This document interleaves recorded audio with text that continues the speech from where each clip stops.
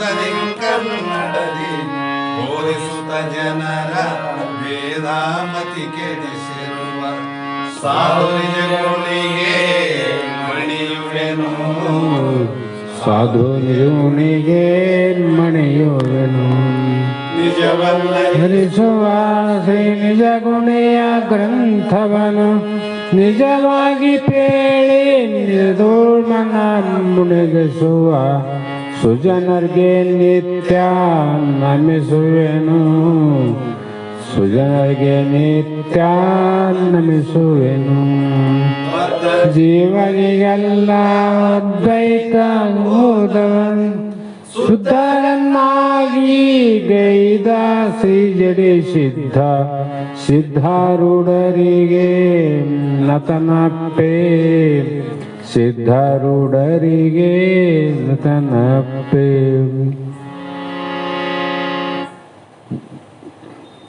ಅನಂತ ಜನ್ಮ ಸಂಪ್ರಾಪ್ತ ಕರ್ಮ ಬಂಧ ವಿದಾಹಿನೇ ಆತ್ಮ ಜ್ಞಾನ ಪ್ರದಾನೇನ ತಸ್ಮೈ ಶ್ರೀ ಗುರುವೇ ನಮಃ. ಸಿದ್ಧ ಸದ್ಗುರು ಪಾದಾಬ್ಜಂ ಜನನಿ ಜನಕಸ್ಥ ತತ್ವೋಪದೇಶಕರ್ತಾರಂ ನತ್ವಾ ಭಕ್ತಿ ಪುರಸ್ವರಂ. ಜಗದಾದಿ ಜಗದ್ಗುರು ಅದ್ವೈತ ಸಾರ್ವಭೌಮ ಸಿದ್ಧಾರೂಢ ಮಹಾಸ್ವಾಮಿಗಳ ಶ್ರೀಪಾದ ಪದ್ಮಗಳಿಗೂ ಆರೂಢ ಜ್ಯೋತಿ ಶಿವಪುತ್ರ ಮಹಾಸ್ವಾಮಿಗಳ ಶ್ರೀಪಾದಗಳಿಗೂ ಶ್ರೋತ್ರಿಯ ಬ್ರಹ್ಮನಿಷ್ಠ ಬ್ರಹ್ಮಲೀನ ನೇರ ನಿಷ್ಠುರವಾದಿ ಸದ್ಗುರು ಬಸವಾನಂದರ ಚರಣ ಕಮಲಗಳಿಗೂ ಅನಂತ ದೀರ್ಘ ದಂಡ ಪ್ರಣಾಮಗಳನ್ನು ಸಮರ್ಪಿಸುತ್ತ ಸದ್ಗುರು ಸಿದ್ಧಲಿಂಗಪ್ಪ ತಾತ ಕಪಗಲ್ ಇವರನ್ನು ಮನದೋಳ್ ಧ್ಯಾನಿಸುತ್ತ ತಮ್ಮೆಲ್ಲರಿಗೂ ವಂದಿಸುತ್ತ ಈ ದಿನ ಶ್ರೀ ಸಿದ್ಧಾರೂಢ ವಚನ ಅಮೃತ ಎನ್ನುವ ಗ್ರಂಥದ ಸರ್ವ ರೀತಿಯಿಂದ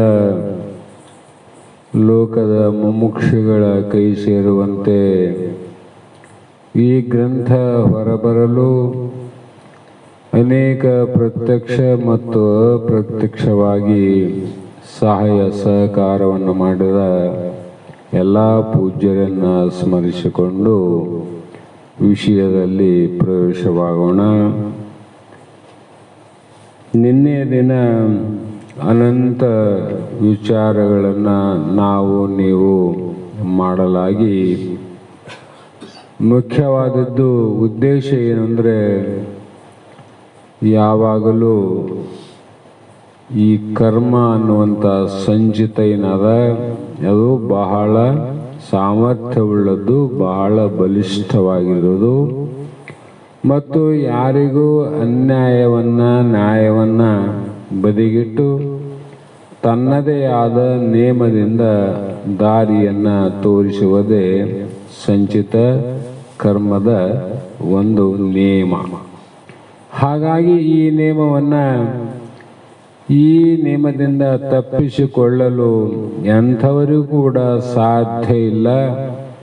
ಅದಕ್ಕಾಗಿ ನೀನು ಕೂಡ ಯಾವ ಮಾನವ ಶರೀರವನ್ನು ತೊಟ್ಟು ಬಂದು ಇಲ್ಲಿ ಈ ವರ್ತಮಾನ ಶರೀರದಲ್ಲಿ ಮಾಡುವಂಥ ನಿನ್ನ ಕರ್ಮಾದಿಗಳೇ ನಿನ್ನ ಪಾಪ ಪುಣ್ಯಕ್ಕೆ ಕಾರಣ ವಿನಃ ಯಾವ ಬ್ರಹ್ಮನು ಕಾರಣಲ್ಲ, ಪರಮಾತ್ಮನು ಕಾರಣಲ್ಲ, ಗುರುನಾಥನು ಕಾರಣಲ್ಲ.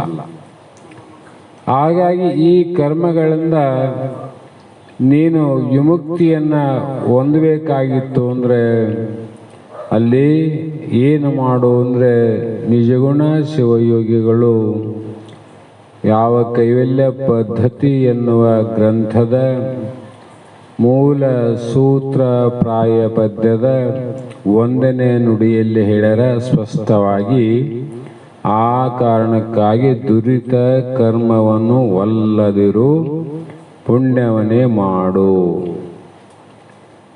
ಕರ್ಮ ಯಾವಾಗ ನಮಗೆ ಬಿಡೋದಿಲ್ಲ ಅಂದಾಗ ನಾವೇನು ಮಾಡಬೇಕು? ಕರ್ಮದಿಂದ ದೂರ ಇರೋದಲ್ಲ, ಮೂರ್ಖತನ ಅದು. ಕರ್ಮದಿಂದ ಮೂರ್ಖತನ. ಕರ್ಮವನ್ನು ಉತ್ತಮವಾಗಿ ಮಾಡಿಕೊಂಡು ಮುಂದೆ ನಿನಗೆ ಭೋಗ ಬೇಕಾಗಿತ್ತಂದರೆ ಕಾಮ್ಯ ಕರ್ಮಗಳನ್ನು ಮಾಡಿ ಪುಣ್ಯವನ್ನು ಸಂಗ್ರಹ ಮಾಡು. ಇದು ನಿನಗೆ ಫಲವನ್ನು ಕೊಡುತ್ತದೆ ವಿನಃ ಬೇರೆಯವರ ಸಂಪತ್ತನ್ನು ನೋಡಿ, ಬೇರೆಯವರ ಭೋಗ ಭಾಗ್ಯಗಳನ್ನು ನೋಡಿ ನೀನು ಅಸೂಯೆ ಪಡಬೇಡ ಮನುಜ ಅಂತ ಮಹಾತ್ಮರು ಉಪದೇಶ ಮಾಡ್ತಾರೆ. ಅವರಿಗಾದ್ರೆ ಆ ಭೋಗ, ಆ ಶ್ರೀಮಂತಿಕೆ ಯಾಕೆ ಬಂದದಂದ್ರೆ ಹಿಂದಿನ ಜನ್ಮದ ಪುಣ್ಯದಿಂದ. ನಿನಗೆ ಯಾಕೆ ಬಡತನ ಬಂತು ಅಂದರೆ ಹಿಂದಿನ ಜನ್ಮದ ಪಾಪ ಕರ್ಮದಿಂದ. ಹಾಗಾಗಿ ಅವರನ್ನು ನೋಡಿ ಅಸೂಯೆಪಟ್ಟು ಚಿಂತೆಗೊಳಗಾಗಿ ಕಾಲವನ್ನು ಕಳೆಯೋದಕ್ಕಿಂತ ಈ ವರ್ತಮಾನ ಶರೀರದಲ್ಲಿ ನೀನು ಅಂಥ ಭೋಗ ಭಾಗ್ಯ ಬರಬೇಕಾಗಿದ್ರೆ ಅಂಥ ಕಾರ್ಯವನ್ನು ನೀನು ಮಾಡು ಅಂತ ಹೇಳಿದ್ರು. ಅದು ಮಾಡಬೇಕಾದ್ರೆ ಏನು ಅಂದರೆ ನಿನ್ನೆ ದಿವಸ ವಿಶಾಲವಾಗಿ ವಿಚಾರ ಮಾಡಿವಿ. ಹೇಗೆ ಮಾಡಬೇಕು ಪುಣ್ಯ ಕಾರ್ಯಗಳನ್ನು, ಯಾರಿಗೆ ಮಾಡಬೇಕು, ಯಾವಾಗ ಮಾಡಬೇಕು ಅನ್ನುವಂಥ ವಿಚಾರವನ್ನು ಮಾಡಲಾಗಿ ಇಲ್ಲಿ ಮಹಾತ್ಮರು ಹೇಳ್ತಾರೆ. ಬಹಳ ಮಂದಿ ಎಲ್ಲದಕ್ಕಿಂತ ಶ್ರೇಷ್ಠವಾದದ್ದು ಯಾವುದು?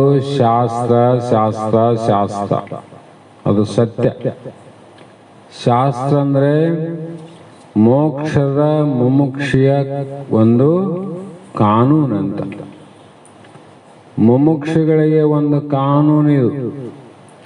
ಈ ಕಾನೂನಲ್ಲಿ ಸ್ವಲ್ಪ ತಪ್ಪಿ ನಡೆದರೂ ಕೂಡ ಮುಂದೆ ಏನು ಶಿಕ್ಷೆ ಅಂದರೆ ತಾಯಿಯ ಗರ್ಭದಲ್ಲಿ ಹುಟ್ಟುವುದೇ ದೊಡ್ಡ ಶಿಕ್ಷೆ ನೋಡಿ.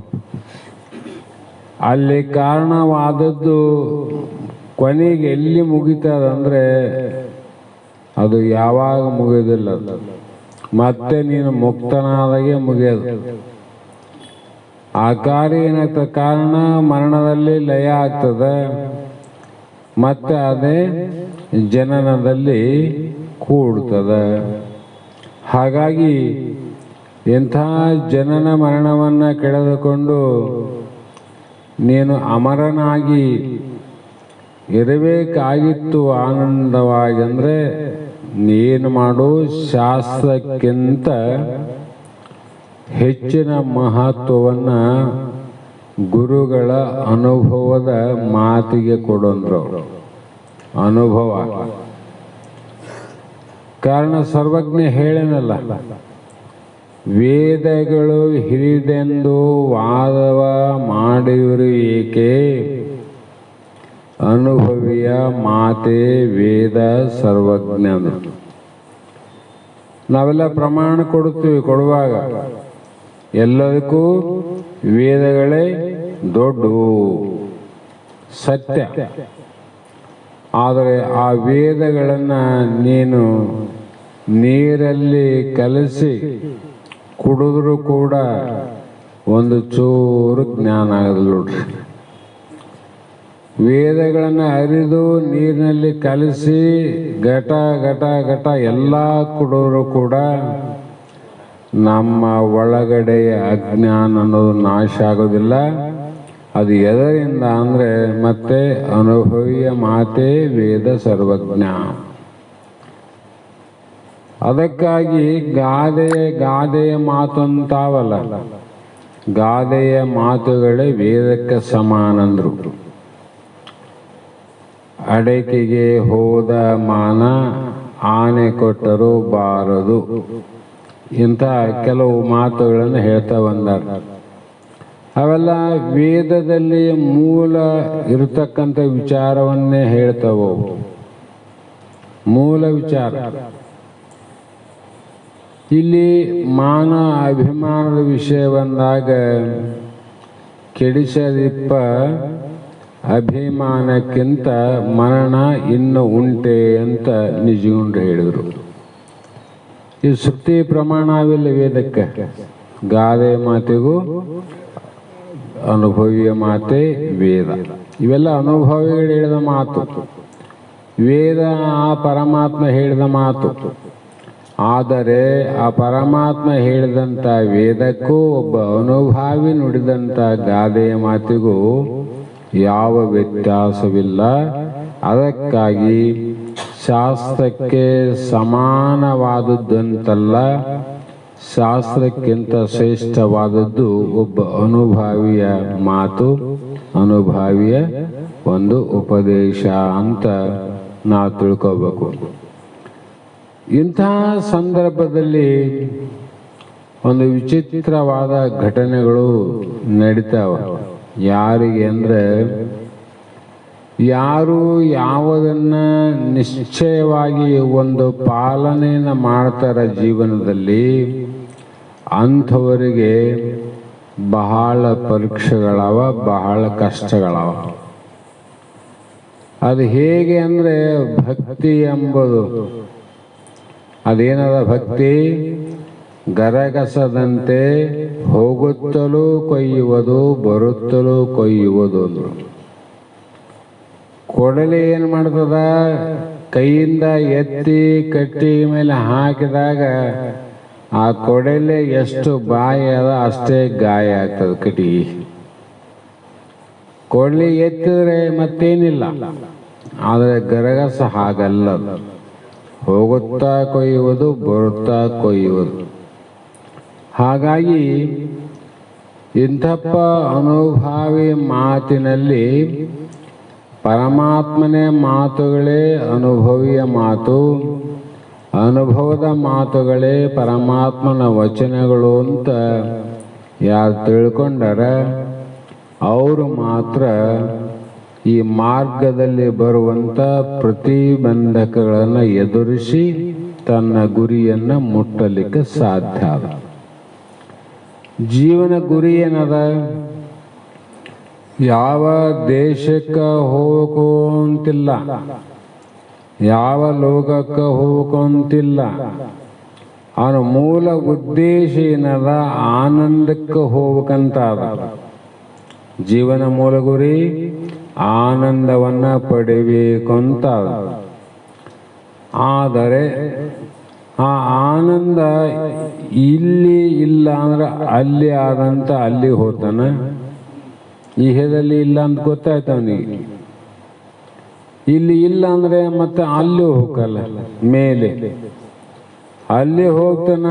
ಅಲ್ಲಿ ಇಲ್ಲಿಕ್ಕಿಂತ ಬಹಳ ದುಃಖ ಅದ, ಇಲ್ಲೇ ಚಲೋ ಅಂತ ಮತ್ತೆ ಇಲ್ಲಿ ಬರ್ತಾನ, ಮತ್ತೆ ಇಲ್ಲಿ ಹುಡುಕ್ತಾನ, ಮತ್ತೆ ಇಲ್ಲ ಅಂತ ಅಲ್ಲಿಗೆ ಹೋಗ್ತಾನ, ಅಲ್ಲಿಲ್ಲ ಅಂತ ಇಲ್ಲಿಗೆ ಬರ್ತಾನ. ರಾಟಾಳ ಚಕ್ರ ಅಂತ ಅರ್ಥ. ಅಥವಾ ಅಗಸನ ಕತ್ತೆ ಅಥವಾ ನಾಯಿ ಹಳ್ಳಕ್ಕೆ ಹೋಗೋದು, ಹಳ್ಳದಿಂದ ಮನೆಗೆ ಬರೋದು, ಮನೆಗೆ ಬರೋದು ಮತ್ತೆ ಹಳ್ಳಕ್ಕೆ ಹೋಗೋದು. ಮತ್ತು ನಾವೇನು ಈ ಜಗತ್ತಿಗೆ ಹುಟ್ಟಿ ಬರುವುದು ಮತ್ತು ಸತ್ತು ಹೋಗುವುದು. ಹೋದ ಮೇಲೆ ಮತ್ತೇನ್ರಿ? ಮತ್ತೆ ಹುಟ್ಟಿ ಬರುವುದು ಮತ್ತೆ ಸತ್ತು ಹೋಗುವುದು. ಆ ಕಾರಣಕ್ಕಾಗಿ ಅಂಥ ಕಷ್ಟ ಕಾಲದಲ್ಲಿ ಕೈ ಬಿಡಿಸುವಂತ ಪ್ರಯತ್ನ ಮಾಡ್ತದ ಮಾಯೆ. ಯಾಕೆ ಪ್ರಯತ್ನ ಮಾಡ್ತದ ಮಾಯೆ? ಇದರಲ್ಲಿ ಒಬ್ಬ ಉದ್ಧಾರ ಆಗಿ ನನ್ನ ದಾಟಿ ಹೋಗಲಿ ಅಂತ ವಿಚಾರ ಅದ, ಅದಕ್ಕೆ ಪರೀಕ್ಷೆ ಅದ.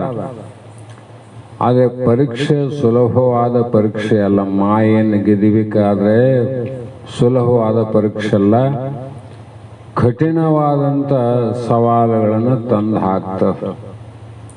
ಅದು ಹರಸಿ ನೋಡುವುದು, ಅರೆದು ನೋಡುವುದು ಒಮ್ಮೊಮ್ಮೆ ಅಂತ. ನಿನಗ ಪ್ರೋತ್ಸಾಹ ಕೊಟ್ಟು ನಿನಗ ಮುಂದೆ ದಬ್ಬುತ್ತದೆ. ಒಂದೊಂದು ಸಲ ನನಗೇನು ಮಾಡ್ತದಂದ್ರೆ ನಿನ್ನ ಅರೆದು ನೋಡ್ತದೆ, ಕುಟ್ಟಿ ಕುಟ್ಟಿ ಎಷ್ಟು ಗಟ್ಟಿ ಆದಂತ ನೋಡ್ತದ.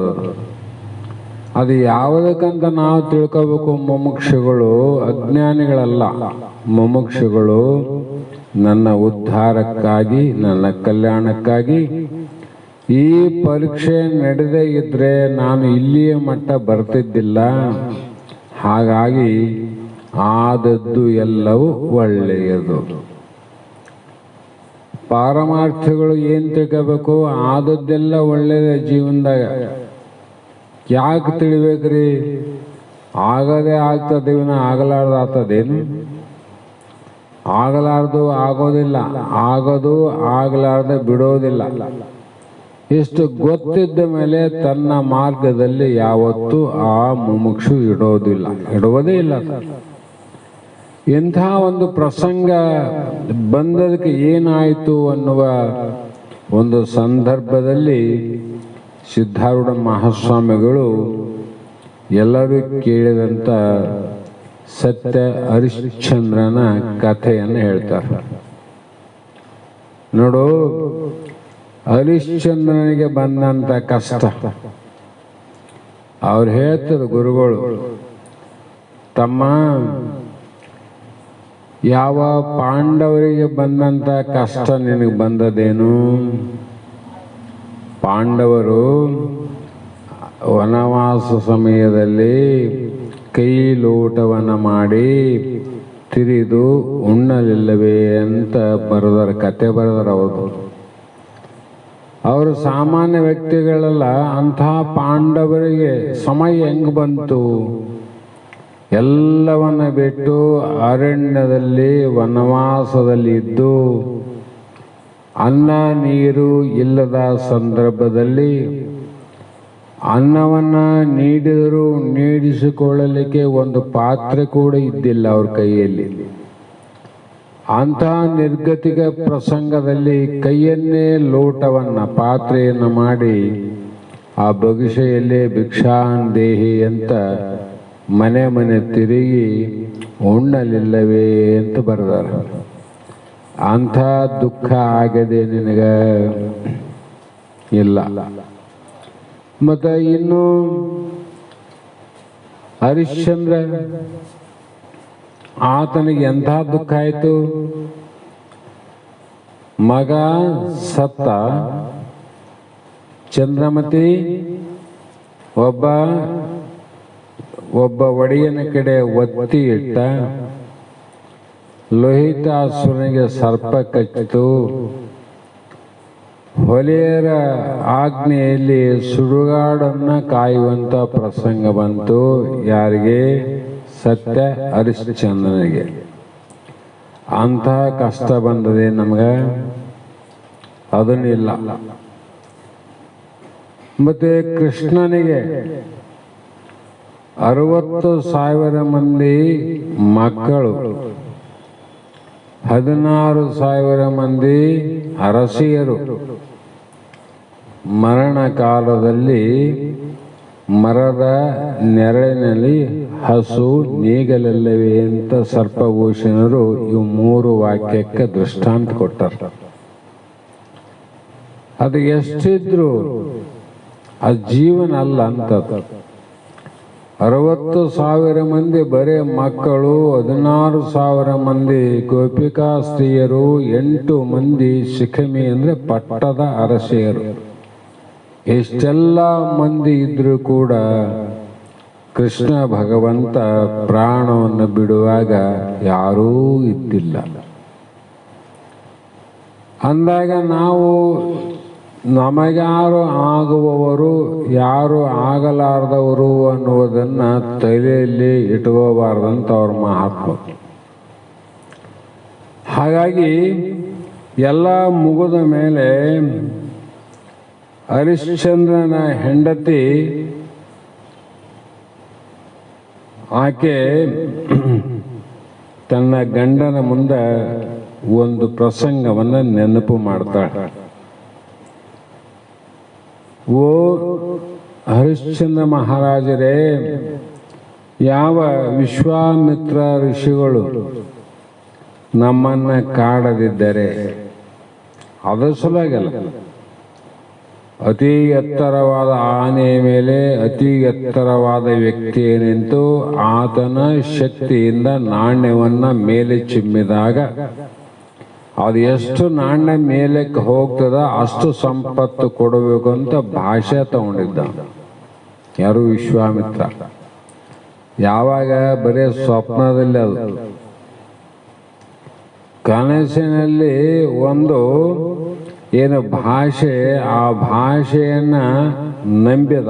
ಯಾರು? ಹರಿಶ್ಚಂದ್ರ. ಕೊನೆಗೆ ದೇವಲೋಕದಲ್ಲಿ ನಡೀತು ಸತ್ಯದಲ್ಲಿ ನಾನು ಶ್ರೇಷ್ಠ, ನೀ ಶ್ರೇಷ್ಠ, ಅವನು ಶ್ರೇಷ್ಠ, ಇವನು ಶ್ರೇಷ್ಠ ವಾದ ವಿವಾದಗಳು ವಶಿಷ್ಠ ಮಹರ್ಷಿಗಳ ಸಮ್ಮುಖದಲ್ಲಿ ಸಪ್ತ ಋಷಿಗಳ ಸಭೆಯಲ್ಲಿ ನಡೀತು, ಚರ್ಚೆಗೆ ಬಂತು. ಆವಾಗ ಸತ್ಯದಲ್ಲಿ ಹರಿಶ್ಚಂದ್ರನೇ ಶ್ರೇಷ್ಠ ಅಂತಾತ.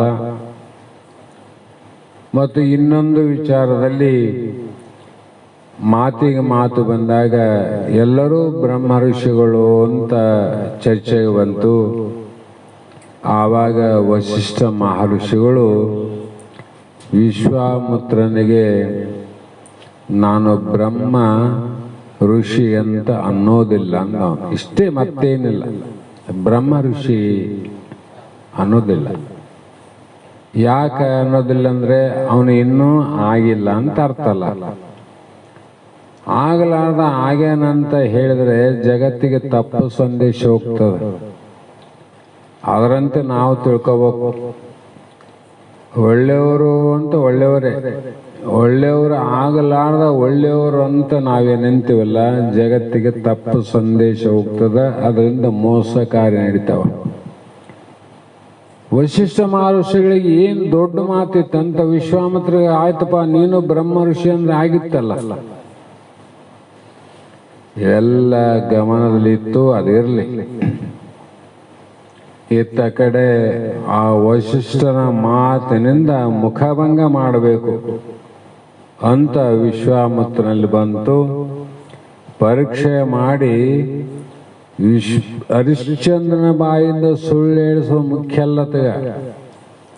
ವಶಿಷ್ಠನ ಮಾತು ಸುಳ್ಳಾಗಬೇಕು, ಅದು ಗುರಿ ಅವರಿಗೆ. ಎಂಥ ಋಷಿಗಳಂತ. ಆವಾಗ ಮತ್ತೆ ಪ್ರತ್ಯಕ್ಷವಾಗಿ ಬಂದು ಕೇಳಿದ. ಅವತ್ತ ಕೊಟ್ಟಿದ್ದಿಲ್ಲ ಪ್ರತಿಜ್ಞೆ ಕೊಡು ಅಂತ. ಇಷ್ಟೆಲ್ಲ ಕಾರಣ ಏನಂದ್ರೆ ಮುಂದ ಕಾಡಿಗೆ ಹೋಗೋ ಪ್ರಸಂಗ ಬಂತು. ಮತ್ತೆ ಅವರು ಮುಂದೆ ಕಾಶಿಗೆ ಬಂದರು. ಕಾಶಿಯಲ್ಲಿ ಆ ಹರಿಶ್ಚಂದ್ರನ ಹೆಂಡತಿಯನ್ನ ಮಾರಾಟಕ್ಕಿಟ್ಟ.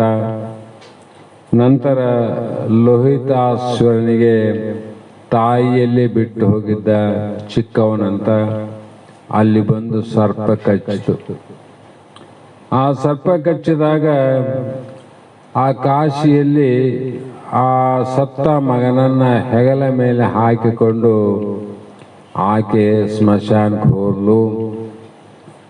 ಆಗ ಸ್ಮಶಾನದಲ್ಲಿ ನೇಮಕ್ಕೆ ವಿರುದ್ಧವಾಗಿ ದಹನ ಮಾಡೋದಿಲ್ಲ ಅಂತ ಅಂದಾಗ ನನ್ನನ್ನ ಕಡಿಯಲಿಕ್ಕೆ ನೀವು ಬಂದಿರಿ, ಕೊಡ್ಲಿತಾಡ್ನಿದ್ನಲ್ಲ. ಆವಾಗ ನಮಗೇನಾಯಿತು ಅಂದರೆ,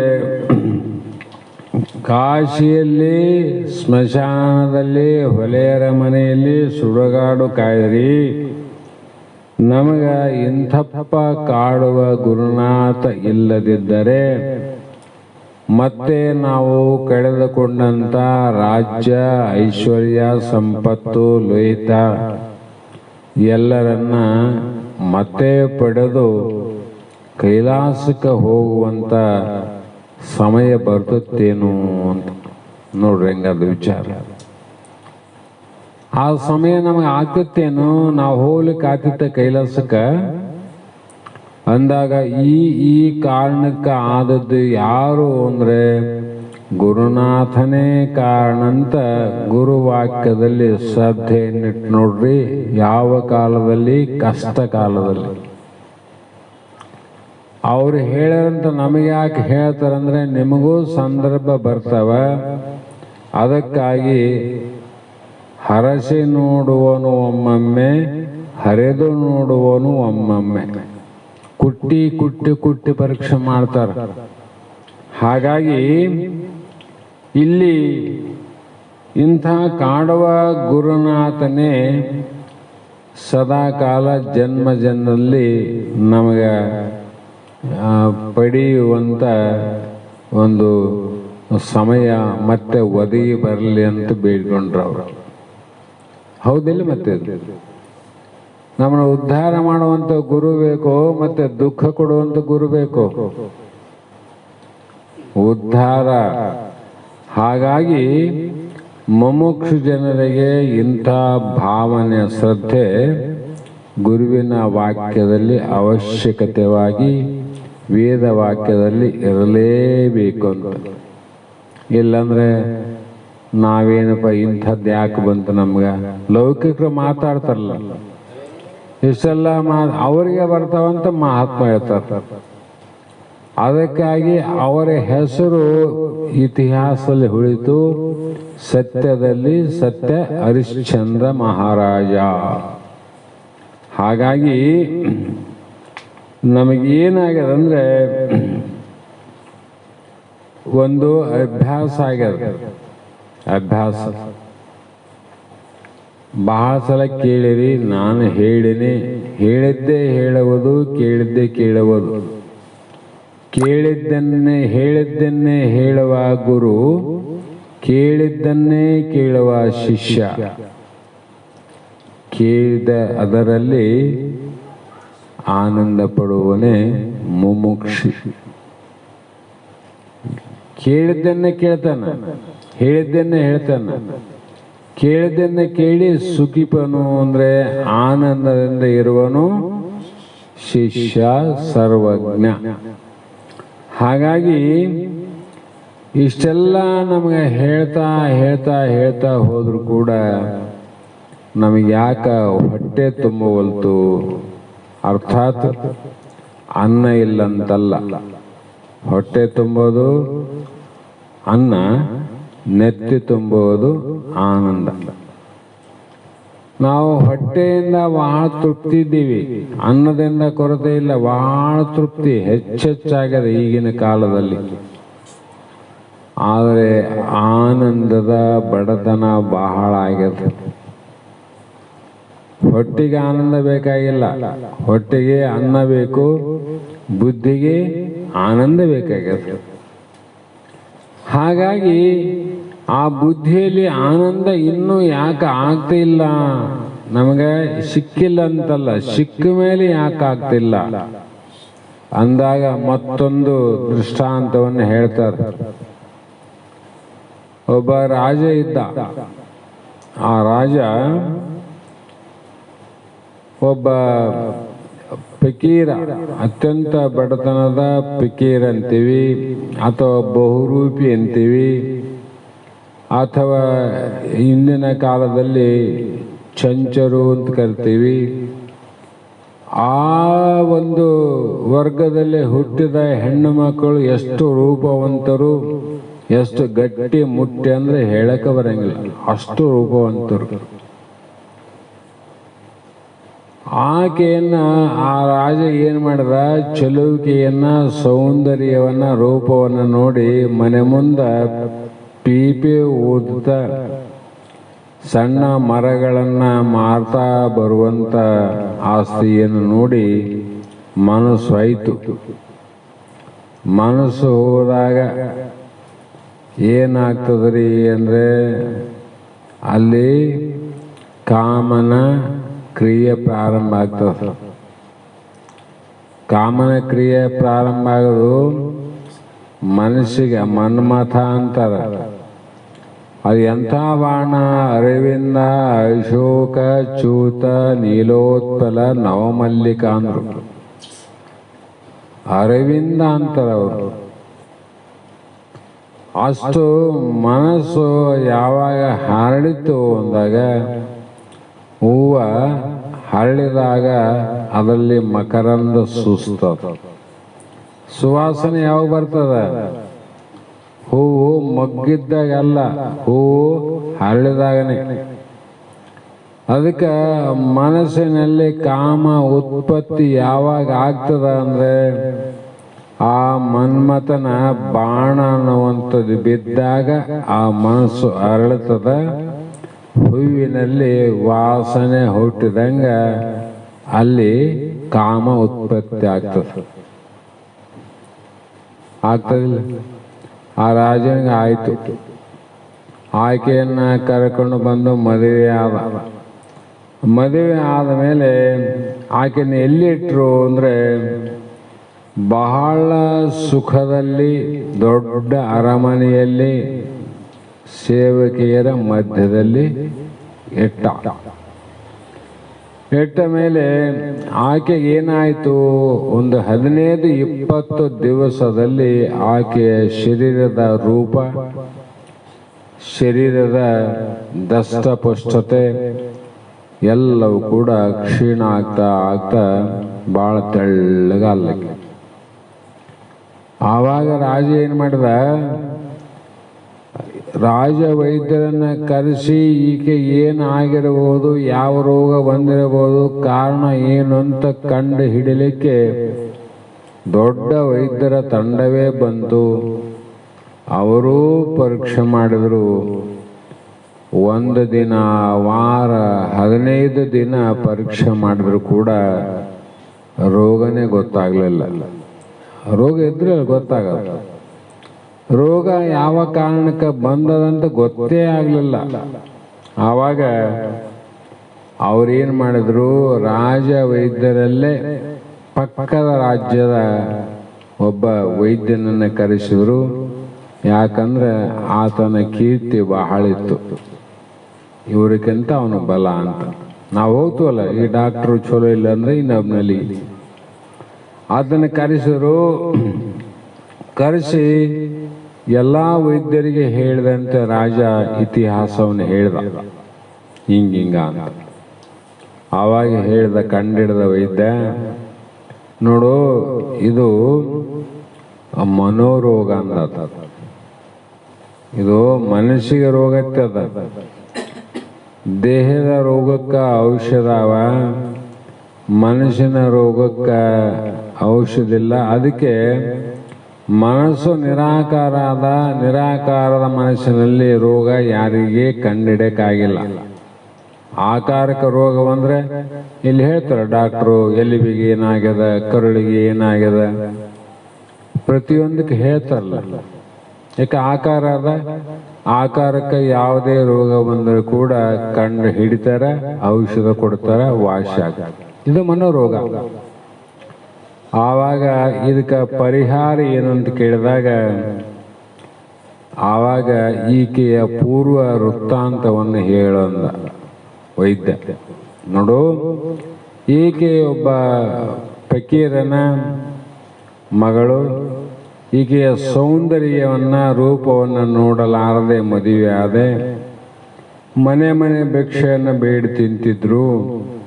ನಾನು ಅರಮನೆಗೆ ರಾಣಿಯಾಗಿ ಬಂದ ಮೇಲೆ ಐಶ್ವರ್ಯ ಸಂಪತ್ತು ಭೋಗದಲ್ಲಿ ಇಟ್ಟಿದ್ದರೂ ಕೂಡ ಈ ರೀತಿ ರೋಗದ ಬಾಧೆ ಆದಂದಾಗ ಆಯ್ತಂದ. ಏನು ಮಾಡಬೇಕು, ಔಷಧ ತಯಾರು ಮಾಡೋಣ ಅಂದ. ಮಾಡಿ ಏನು ಮಾಡೋದಂದ್ರೆ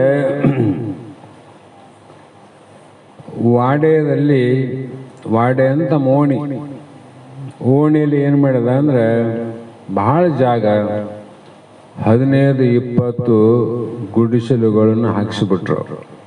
ಅಲ್ಲೊಂದು ಸಣ್ಣ ಜೋಬಡಿ ಹಾಕಿಸಿ ಆ ಗೂಡುಗಳಲ್ಲಿ ಒಂದೊಂದು ಗುಡಿಸಲಲ್ಲಿ ಒಂದೊಂದಷ್ಟು ಅನ್ನ, ಕಾಳು ಕಡಿ, ರೊಟ್ಟಿ, ಅದು ಇದು ಎಲ್ಲ ಹಾಕ್ತಿದ್ರು.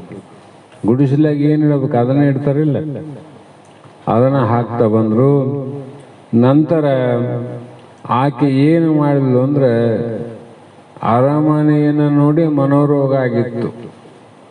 ಗುಡಿಸಲನ್ನು ನೋಡಿ ಆ ರೋಗದ ಪ್ರಭಾವ ಕಡಿಮೆ ಆಗ್ತಾ ಹೊರಗೆ ಬಂದು ಅದೇ ಓಣಿಯಲ್ಲಿರುವಂಥ 15-20 ಗುಡಿಸಲುಗಳಿದ್ದುವಲ್ಲ ಆ ಗುಡಿಸಲಲ್ಲಿ ಹೋಗಿ ಅಲ್ಲಿ ಇಷ್ಟು ಬಿದ್ದದ್ದು, ಇಲ್ಲಿಷ್ಟು ಬಿದ್ದದ್ದು, ಅಲ್ಲಿ ಹೆಚ್ಚಾದದ್ದು, ಇದೆಲ್ಲವನ್ನ ತಿಂತ ತಿಂತ ತಿಂತ ಬಂದಂಗೆಲ್ಲ ಮತ್ತೆ ಏನಾಯ್ತು, ಮೊದಲು ಹೆಂಗ ಇದ್ಲು ಅದೇ ದೇಹಕ್ಕೆ ಶಕ್ತಿ ಬಂತು, ಸಾಮರ್ಥ್ಯ ಬಂತು, ಮೊದಲಿನಂತೆ ರೂಪ ಬಂತು ಅಂತ.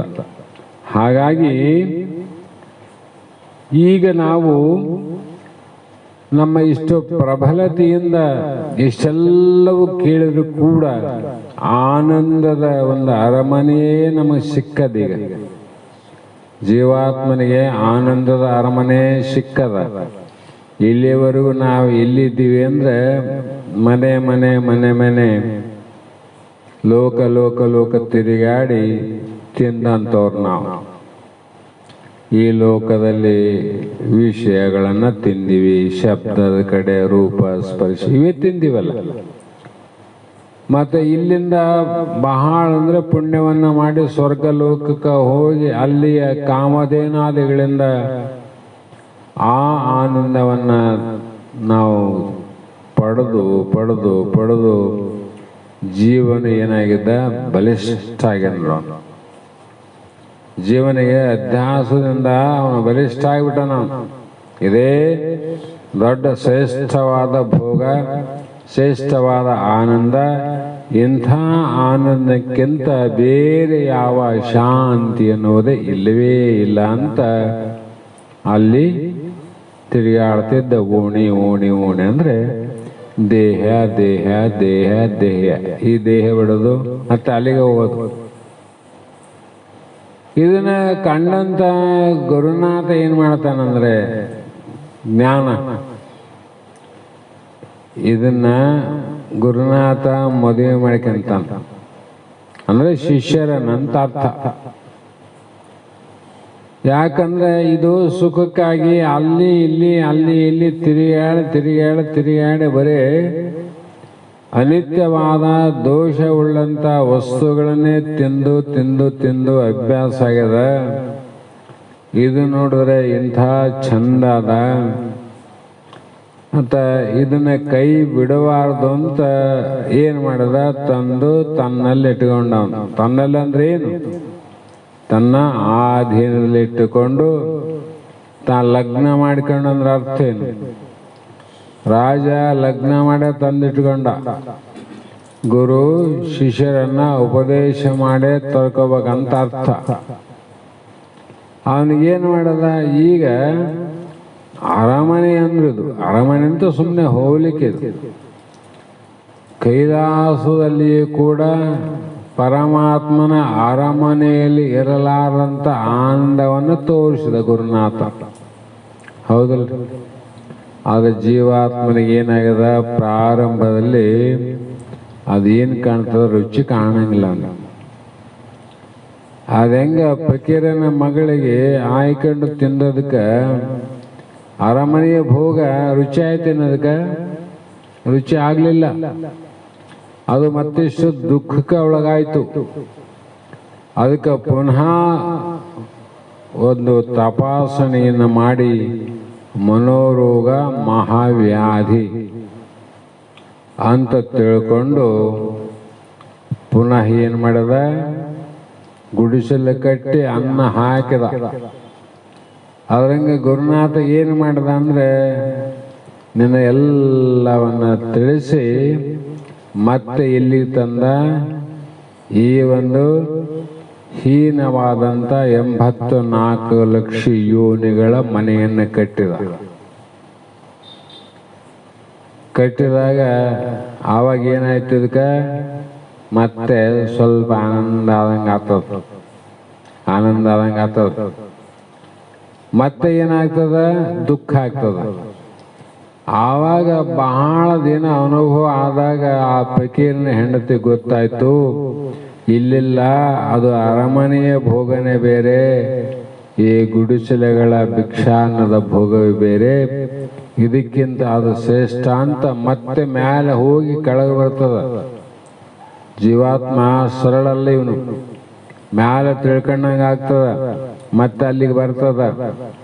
ಪದೇ ಪದೇ ವಿಚಾರ ಮಾಡ್ತಾ ಮಾಡ್ತಾ ಹೋದಾಗ ಗೊತ್ತಾಗ್ತದ, ಹೌದು ಅದು ನಲ್ಲಿಯೇ ಇರ್ತಕ್ಕಂಥ ಭೋಗದ ಆನಂದ ಏನದ ಅದು ಶ್ರೇಷ್ಠ ಅಂತ ಒಪ್ಪಿಕೊಂಡಾಗ ಮಾತ್ರ ಜೀವಾತ್ಮನಿಗೆ ಮುಮುಕ್ಷುಗಳಿಗೆ ಪುಷ್ಟಿ ಅಂದ್ರೆ ಧೈರ್ಯ ಬರ್ತದೆ. ಹರಿಶ್ಚಂದ್ರನ ಹೆಂಡತಿಗೆ ಧೈರ್ಯ ಬಂದಂಗ ಮುಮುಕ್ಷುಗಳಿಗೆ ಆವಾಗ ಧೈರ್ಯ ಬರ್ತದ. ಒಂದೇ ಸಲ ಇದು ಬರೋದಲ್ಲ. ಹಾಗಾಗಿ ತುಕಾರಾಮರು ಕೂಡ ಒಂದು ಮಾತು ಹೇಳ್ತಾರೆ, ಅವರು ಜ್ಞಾನಿಗಳು ನಿಜ, ಇವರು ಸದಾ ಕಾಲ ಜ್ಞಾನಿಗಳಾದರೂ ಕೂಡ ಭಜನೆ ಮಾಡ್ತಿದ್ರಂತ. ಯಾಕೆ? ಜ್ಞಾನ ಆದಮೇಲೆ ಈ ಕರ್ಮದಾಗ ಬರ್ತಲ್ಲ ಭಜನೆ, ಅದು ವೇದಾಂತದ ಭಜನೆ ಅಂದಾಗ ಭವದಲ್ಲಿ ಜನಿಸಿ ಬಂದದ್ದನ್ನ ನೆನೆ ಅಂತ. ಭ ಅಂದ್ರೆ ಭವ, ಜ ಅಂದ್ರೆ ಜನನ, ಯಾಕಾಯ್ತಂತ ಸ್ಮರಣೆ ಮಾಡುವುದೇ ಭಜನೆ. ಈ ಭಜನೆ ಬೇರೆ, ಇದು ಮಾಡಬಾರ್ದಂತ ಅರ್ಥ ಅಲ್ಲ, ನಿಜವಾದ ಭಜನೆ ಅದು. ಅಲ್ಲಿ ಎಲ್ಲಿ ಮಾಡು? ಗುರು ಭಜನೆ ಮಾಡ, ಹೆಣ್ಣನ ಮುಂದೆ ಮಾಡೋದಲ್ಲ, ಗುಡಿಯಾಗ ಮಾಡೋದಲ್ಲ ಭಜನೆ. ಅವ್ರು ಗುರು ಭಜನೆ ಅಂತ ಇಟ್ಟಿರಲ್ಲ, ಮುಂದೆ ಏನಿಟ್ಟಾರ? ಗುರು ಭಜನೆ. ಇದು ಹೆಣ್ಣದ ಮುಂದೆ ಮಾಡಿದ್ರು ಕೂಡ ನಿನ್ನ ಕೇಳಂಗಿಲ್ಲ, ನಿನಗೆ ಯಾರು ಹೇಳಂಗಿಲ್ಲ. ದೇವ್ರ ಮುಂದೆ ಹೋಗಿ ಮಾಡು, ದೇವರು ಹೇಳಂಗಿಲ್ಲ, ದೇವ್ರು ಕೇಳಂಗಿಲ್ಲ. ಮತ್ತಾರ ಮುಂದೆ ಮಾಡಬೇಕು? ನೀನು ಅಲ್ಲಿ ಇಲ್ಲಿ ಮಾಡಿ ಆಯುಷ್ಯವನ್ನು ವ್ಯರ್ಥವಾಗಿ ಕೇಳೋದಕ್ಕಂತ ನಾನೇ ಹೇಳ್ತೇನೆ ಗುರು ಭಜನೆ. ಅದು ಹೇಗೆ? ಕರುಣಾ ವಿದ್ಯೆಗಳು ಉಳ್ಳ ಗುರು ಭಜನೆ ಅಂದ್ರೆ ಮತ್ತೆ ಗುರು ಅಂತ ಯಾರು ಹೇಳ್ಬೇಕು? ಮತ್ತೆ ಗುರು ಅಂತ ಭಾಳ ಮಂದಿ ಯಾರ ಆ ಕಡೆ ಹೋದಿ ಅಂತ ಮತ್ತೆಂದ ಸೂತ್ರ ಪೋಣಿಸ್ಬಿಟ್ರ. ನಿಜಗಳು ಎಲ್ಲಿ ಬಿಟ್ಟಿಲ್ಲ ಅದು. ಕರುಣಾ ವಿದ್ಯೆಗಳುಳ್ಳ ಗುರು ಭಜನೆಯನು. ಕರುಣಾಮೂರ್ತಿ ಅಂದ್ರೆ ದಯಾಮೂರ್ತಿ. ಕೇಳೋರಿಗೆ ನಮಗೊಂದೊಂದ್ಸಲ ಎಷ್ಟೋ ಬೇಸರ ಬರ್ತದೆ. ಏನಪ್ಪ ಅದು ಬಿಟ್ಟು ಹೋಗ್ಬೇಕು, ಇದು ಬಿಟ್ಟು ಹೋಗ್ಬೇಕು, ಅದು ಮುಗಿಸೋ ಹೋಗಿ ಇದು ಮುಗಿಸೋ ಹೋಗ್ಬೇಕಂತ ಕೇಳೋರು ಬಂದು ಸುಮ್ಮನೆ ಕುಂತು ಕೇಳೋರಿಗೆ ಎಷ್ಟು ಬಂಧನ ಅದ, ಹೇಳೋರಿಗೆ ಏನೇನು ತ್ರಾಸ ಆಗ್ಬೋದಂತ. ಆದರೂ ಕೂಡ ಅವರು ಪರೋಪಕಾರಾರ್ಥಂ ಇದಂ ಶರೀರಂ, ಪರರಿಗೆ ಉಪಕಾರ ಆಗಲಂತ ಶರೀರ ಇರೋವರೆಗೂ ಯಾರು ಗುರು ಭಜನೆಯನ್ನು ಮಾಡ್ತಾರೆ ಅಂತ ಶಿಷ್ಯನಿಗೆ ಗುರುನಾಥನ ವಿದ್ಯೆ ಅನ್ನುವಂಥದ್ದು, ಕರುಣೆ ಅನ್ನುವಂಥದ್ದು ಅವೆರಡು ಅವನಿಗೆ ಫಲ ಆಗ್ತದೆ. ದೇವರು ಹೋಗಿ ಮಾಡಿಲ್ಲಲ್ಲ ಅವನು. ಹಾಗೆ ಇದು ಮನೋಭಜನೆ, ಅಂತರಂಗದ ಭಜನೆ. ಬಾಹ್ಯದ ಭಜನೆಗೆ ಸಾಮಾನ ಬೇಕು, ಮನಸ್ಸಿನ ಭಜನೆಗೆ ಏಕಾಗ್ರತೆ ಬೇಕು. ಏಕಾಗ್ರತೆ ಒಂದೇ, ಅಲ್ಲಿ ತಾಳ ತಂಬೂರಿ ಯಾವ ಅಲ್ಲಿ ನಡೆಯಂಗಿಲ್ಲ, ಏಕಾಗ್ರತೆ. ಹಾಗೆ ಆದರೂ ಜ್ಞಾನ ಆದಮೇಲೆ ಭಜನೆ ಮಾಡ್ತದ ನೋಡು. ಏನು ಕಾರಣ? ಹಿಂದಿನ ಜನ್ಮದ ಕರ್ಮ ವಾಸನ. ಹಿಂದ ಅದೇ ಮಾಡ್ತಾ ಮಾಡ್ತಾ ಬಂದಿದ್ದ, ಅದು ಮಾಡ್ತಾ ಮಾಡ್ತಾ ಹುಟ್ಟಿದ ಮೇಲೆ ಜ್ಞಾನ ಆಯ್ತು ನೋಡ್ರಿ. ಅದು ಜ್ಞಾನ ಆಗದಕ್ಕಿಂತ ಪೂರ್ವದಲ್ಲಿ ಮಾಡಿದ ವಾಸನೆ ಹಿಂದಿನ ಜನ್ಮದಲ್ಲ. ಮತ್ತೆ ವಿಠಲ ವಿಠಲ ವಿಠಲ ವಿಠಲ ಮಾಡ್ತಾ ಬಂದಲ್ಲ ಅವರು. ಹಾಗೆ ನಾವು ಮಹಾತ್ಮರು ಹೇಳಿದಂತೆ ಏನು ಮಾಡಬೇಕಂದ್ರೆ, ಮಹಾತ್ಮ ಹೇಳುವ ಮುಮುಕ್ಷು ಆದವನು ಏನು ಮಾಡು ಅಂದ್ರೆ ಧ್ಯಾನ ಮಾಡು ಇಲ್ಲಂತ ಅಲ್ಲ. ಧ್ಯಾನ ಕೋಟಿ ಸಮಂ ಜಪ. ಕೋಟಿ ಧ್ಯಾನ ಮಾಡಬಲ್ಲು, ಒಂದು ಜಪ ಮಾಡಿದ್ರೆ ಕೋಟಿ ಧ್ಯಾನ ಮಾಡಿದಷ್ಟು ಫಲ. ಧ್ಯಾನ ಕೋಟಿ ಸಮಂ ತಪ. ಇಂಥ ಕೋಟಿ ಮಾಡಿದರೆ ಒಂದು ತಪಸ್ಸಿಗೆ ಸಮಾನರು. ಕೋಟಿ ತಪಸ್ಸು ಒಂದು ಮಂತ್ರಕ್ಕೆ ಸಮಾನರು. ಇಂಥ ಕೋಟಿ ಕೋಟಿ ಕೋಟಿ ಮಾಡಿದ್ರೆ ಒಂದೊಂದೊಂದೊಂದಕ್ಕೆ ಸಮ. ಇದಕ್ಕೆ ಏನು ಅಂದ್ರೆ ಒಂದು ಮಂತ್ರಕ್ಕೆ ಸಮ ಆಯ್ತು. ಅಂದ್ರೆ ಮಂತ್ರ ಶ್ರೇಷ್ಠ ಆಯ್ತಲ್ಲ. ಕೋಟಿ ಮಂತ್ರ ಮನೋಲಯ ಅಂದ್ರು. ಇಂತಹ ಕೋಟಿ ಮಂತ್ರಗಳಿಂದ ಏನಾಯ್ತು ನಿನಗೆ? ಮನಸ್ಸು ಲಯ ಆಯ್ತು, ಮೋಕ್ಷ ಆಗೋದಿಲ್ಲ ಅಂದ್ರು. ಮನಸ್ಸು ಲಯ ಆಯ್ತಿಲ್ಲ. ಇಂತಹ ಒಂದು ಮನಸ್ಸನ್ನ ಲಯ ಮಾಡೋದಕ್ಕೋಸ್ಕರವಾಗಿ ಅಂತಹ ಕೋಟಿ ಜಪ, ಕೋಟಿ ಧ್ಯಾನ, ಕೋಟಿ ತಪಸ್ಸು, ಕೋಟಿ ಮಂತ್ರ ಇವೆಲ್ಲ ಮಾಡಿದ್ರು ಕೂಡ ನಿನಗೆ ಅಂತಿಮ ಫಲ ಏನು ಅಂದ್ರೆ ಮನಸ್ಸು ಲಯ ಆಯ್ತು ಅಷ್ಟೆ. ಜ್ಞಾನಿಗಳು ಹೇಳ್ತಾರ, ಈ ಮನಸ್ಸು ಲಯ ಮಾಡೋದಕ್ಕೋಸ್ಕರ ಇಷ್ಟು ವರ್ಷ, ಇಷ್ಟು ಕೋಟಿ ಕೋಟಿ ಆಯುಷ್ಯವನ್ನ, ಸಮಯವನ್ನ ಯಾಕೆ ಕಳೆದಿ ಅಂದ. ಮತ್ತೆ ಅದನ್ನ ಆಯ್ತಲ್ರಿ, ಮನಸ್ಸು ಲಯ ಆಗಿಲ್ಲೇನು, ಲಾಭ ಆಗಿಲ್ಲೇನು? ಆಗಿಲ್ಲ ಅಂತಾರೆ ಮಹಾತ್ಮ ಜ್ಞಾನಿಗಳು. ಈ ಮನಸ್ಸು ಲಯ ಮಾಡೋದಕ್ಕೋಸ್ಕರ ಯಾಕೆ ಮಾಡ್ತಿದ್ದು? ನಿದ್ದೆಗೆ ತಾನೇ ಲಯ ಆಗ್ಯದಲ್ಲ, ನಿದ್ದೆಗೆ ಲಯ ಆಗ್ಯದಿಲ್ಲ ಅಂತ. ಅಲ್ಲೇನು ಕೋಟಿ ಜಪ ತಪ ಮಂತ್ರ ಏನ್ ನಡೆದ, ಏನ್ ಧ್ಯಾನ ನಡೆದ, ಏನ್ ಮನಸ್ಸು ಲಯ ಆಗ್ಯದಲ್ಲ, ಆಗಿದಿಲ್ರಿ. ಅಂದಾಗ ಮನಸ್ಸು ಲಯ ಆಯ್ತು ವಿನ ಅಜ್ಞಾನ ಹಂಗೇ ಉಳಿತು. ಅದಕ್ಕಾಗಿ ಅಂಥ ಅಜ್ಞಾನವನ್ನು ನಷ್ಟ ಮಾಡಿಕೊಳ್ಳಕ್ಕೆ ಏನು ಮಾಡು ಅಂದ್ರೆ, ಗುರುನಾಥನ ಯಾವ ಮಹಾವಾಕ್ಯದ ಅನುಭವದಲ್ಲಿ ಇದೇ ದೃಢ, ಇದೇ ಸತ್ಯ, ಇದೇ ಅಂತಿಮ, ಇದೇ ಕೊನೆ ಅಂತ ಇವತ್ತು ನಿಶ್ಚಯ ಮಾಡ್ಕೊ. ಎಲ್ಲ ಕಷ್ಟಪಟ್ಟು ನಿಶ್ಚಯ ಮಾಡೋದಕ್ಕಿಂತ ಮೊದಲೇ ನಿಶ್ಚಯ ಮಾಡ್ಕೋ, ಆರಾಮಿರ್ತಿಲ್ಲ. ಅದಕ್ಕೆ ಇಲ್ಲಿ ಒಬ್ಬ ರಾಜ ಇದ್ನಂತ. ಆ ರಾಜಗ ಬೀಜ ಮತ ಅಂದ್ರೆ ಮಚ್ಚಿ ಇಡ್ತೇವೆ ನೋಡ್ರಿ. ಆ ಮಚ್ಚಿ ಹಿಡಿಯವನ ಮಗಳು ಬಹಳ ರೂಪವತಿ ಇದ್ಲು, ಸೌಂದರ್ಯವತಿ. ಆಕೆಗೆ ಲಗ್ನ ಮಾಡ್ಕೋಬೇಕಂತ ರಾಜನ ಮನಸ್ಸಾಯ್ತು. ಆಗ ಆ ರಾಜ ಯೋಚನೆ ಒಳಗಾದ. ಮಚ್ಚಿ ಹಿಡಿಯುವನ ಮಗಳನ್ನ ರಾಜ ಮದುವೆ ಆಗ್ಯಾನಂದ್ರೆ ಅಪವಾದ, ಹೇಗೆ ಮಾಡಬೇಕು? ಆದರೂ ಮನಸ್ಸಾಗ್ಯದ. ಬಿಸಿ ತುಪ್ಪ ಒಳಗೂನು ನುಂಗಂಗಿಲ್ಲ, ಹೊರಗೂನು ಚೆಲ್ಲಂಗಿಲ್ಲ. ತುಪ್ಪ ಅದು ವಿಷಕಂಠನಿಗೆ ಬಂದಂತ ಪರಿಸ್ಥಿತಿ. ರಾಜ ಒಳಗನೇ ಮನೋರೋಗ ಪ್ರಾರಂಭ ಆಯಿತು. ಹಾಸಿ ಹಿಡ್ದ. ಪ್ರಧಾನಿ ವಿಚಾರ ಮಾಡಿದ, ರಾಜನ್ ಬಹಳ ಆರೋಗ್ಯವಾಗಿದ್ದೀರಿ, ಇದ್ದಕ್ಕಿದ್ದಂಗೆ ಆರೋಗ್ಯದಲ್ಲಿ ಇಷ್ಟು ಏರುಪೇರಾಗಿ ಹಾಸಿಗೆ ಹಿಡಿಯುವಂಥ ಪ್ರಸಂಗ ಯಾಕೆ ಬಂತು? ಆವಾಗ ರಾಜ ಪ್ರಧಾನಿ ಮುಂದೆ ಹೇಳಿದ, ಇದಕ್ಕೆ ಕಾರಣ ಇಷ್ಟಪ್ಪ.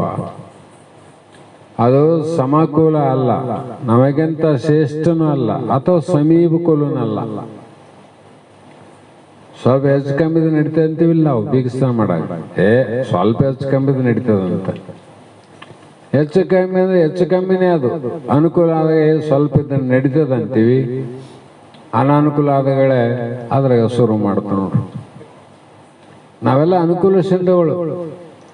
ಅನುಕೂಲ ಆದಗಳೇ ಈಗೇನ್ರಿ ಎಲ್ಲ ಅವೇ ನಡೆದಾವಂತೀವಿ. ಅನಾನುಕೂಲ ಇತ್ತು ಅಂದ್ರೆ ಆಡಿ ಕಮ್ಮಿಗೆ ಶುರು ಮಾಡ್ತೀವಿ. ಇವ್ರದ್ದು ಹಿಂಗಾಯ್ತಂತ ನೋಡು, ಅವ್ರದ್ದು ಹಂಗಾಯ್ತಂತ.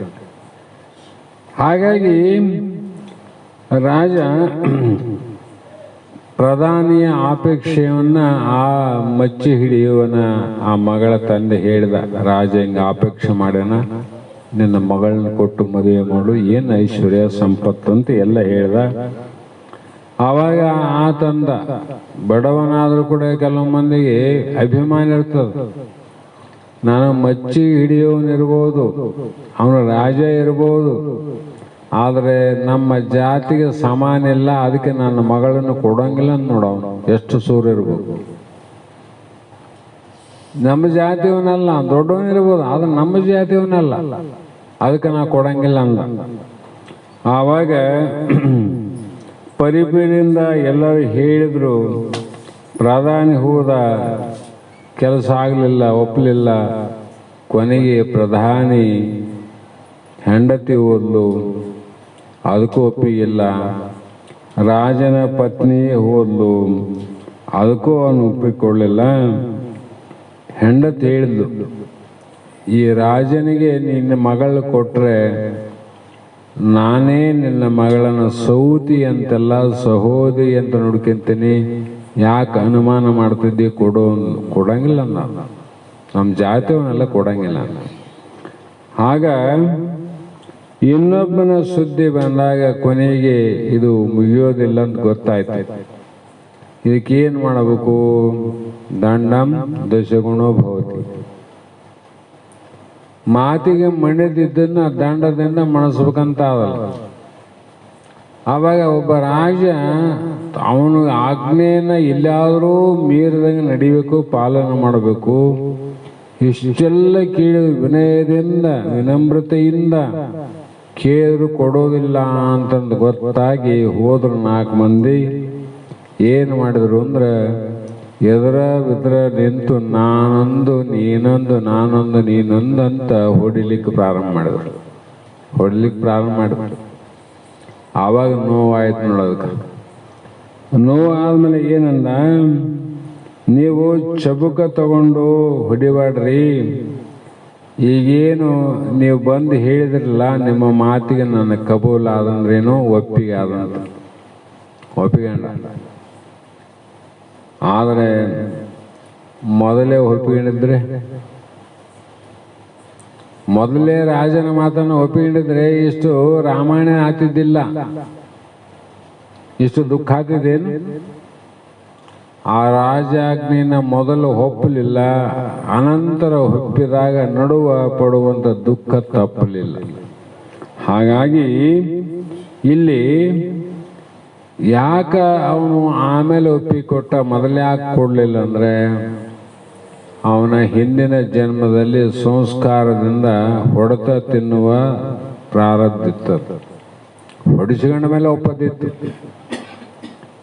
ಹಾಗೆ ಗುರುನಾಥ ವೇದಗಳು ಹೇಳುವಂಥ ಮೊದಲೇ ಏನು ಹೇಳ್ತಾರಲ್ಲ, ನೀನು ಈ ಕಡೆ ಬಾ ಆ ಕಡೆ ಹೋಗಬೇಡ. ಆದರೂ ಕೂಡ ಇದು ವಾಸನಾ ರೂಪದ ಹೊಡೆತ ಅದಲ್ಲ.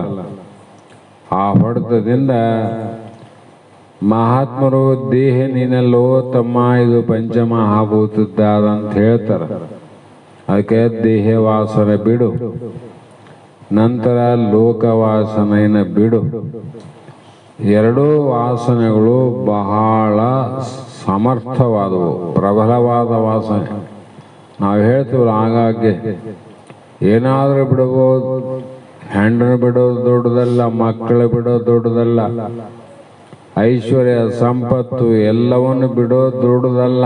ಬಿಟ್ಟೋರು ಎಷ್ಟೋ ಮಂದಿ ಆ ಜಗತ್ತಲ್ಲಿ. ಸಾಧುಗಳನ್ನ ನೋಡ್ರಿ, ಅಘೋರಿ ಅಂತಾರ. ಕಾಶಿ ಕಡೆ ಹೋದಾಗ ದೊಡ್ಡ ಪಟ್ಟಣವೇ ಸಾಧುಗಳ ಸಂತೆ. ಅಷ್ಟು ಮಂದಿ ಎಲ್ಲ ಬಿಟ್ಟು ಬಂದಾರಿಲ್ಲ, ಬಿಡಬಹುದು. ಆದರೆ ದೇಹ ವಾಸನೆ ಬಿಡೋದು ಕಷ್ಟ. ಇಂಥ ದೇಹ ವಾಸನ ಲೋಕವಾಸನ ಹೋಗ್ಬೇಕಾಗಿದ್ರೆ ನಿನಗೆ ಜ್ಞಾನ ವಾಸನೆ ಬೇಕಲ್ಲ, ಶಾಸ್ತ್ರ ವಾಸನ. ಶಾಸ್ತ್ರ ವಾಸನೆಯಿಂದ ಅದು ಹೋಗ್ತದೆ.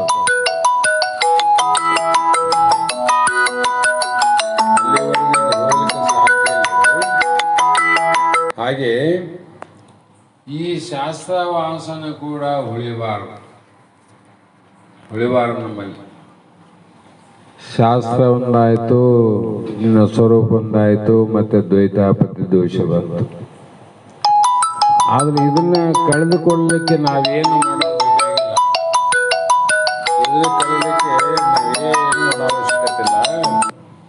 ಇದಕ್ಕೆ ಏನು ಅಂದರೆ, ಆ ಕಟ್ಟಿಗೆ ಇರೋವರೆಗೂ ಅಗ್ನಿ ಏನು ಮಾಡ್ತದ ಇರ್ತದ. ಹೇಳಿನಿ, ದಿವಸ ಹೇಳ್ತಾನೆ.